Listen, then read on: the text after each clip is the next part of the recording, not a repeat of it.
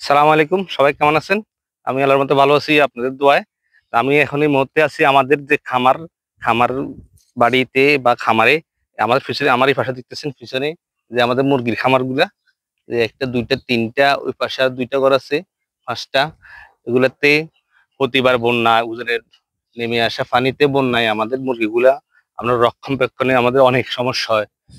আমাদের বেশ কিছু মুরগিও মারা গেছে 2024 বন্যায়। 25 বন্যায় আমাদের সামথিং ক্ষতি হয়েছে। তো এই জন্য আমরা একটা বিবেচনার মাধ্যমে আমরা হিসেব করে দেখলাম দেখি আমাদের যে ঘরগুলো করছি এই ঘরগুলোতে আমাদের প্রায় 14 লাখ টাকা করে খরচ হয়েছে একটা ঘরের ভিতরে। তো ওই হারে আমরা বিবেচনা করে হিসেব করে দেখলাম দেখি আমরা যে কনসেশন ভাবে একটা যদি বিল্ডিং করি আমরা, তাহলে স্থায়ীভাবে আমাদের কিরকম টাকা খরচ হতে পারে।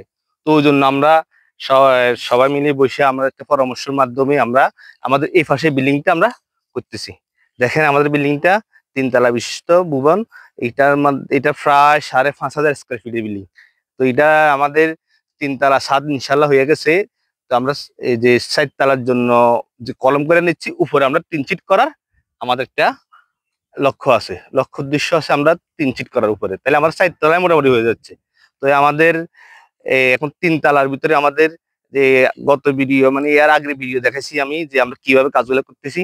তো আমাদের সাথে থাকেন সব সময়, আমরা চেষ্টা করবো আপনাদেরকে যে আপডেট নিউজগুলো দেওয়ার জন্য। আমরা সামনে কি করতেছি, কি আসে বিষয়, এতে আপনাদের উপকার হলো কি আপনারা যে প্র্যাকটিক্যালি একটা বিষয় বুঝতে পারবেন।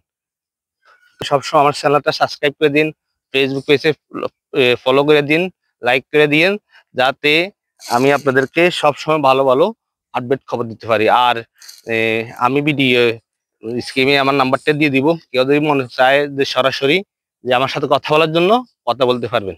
তো আপনাদের সবাইকে কামনা রাখলাম যে আমার চ্যানেলটা সাবস্ক্রাইব করে দিয়েন। আবার বলতেছি, ফলো দিয়ে দিয়েন। কেউ কিছু জানা থাকলে কমেন্ট করেন, তাহলে আমি উত্তর দিয়ে দিব ইনশাল্লাহ। সবাইকে ধন্যবাদ। সালাম আলাইকুম।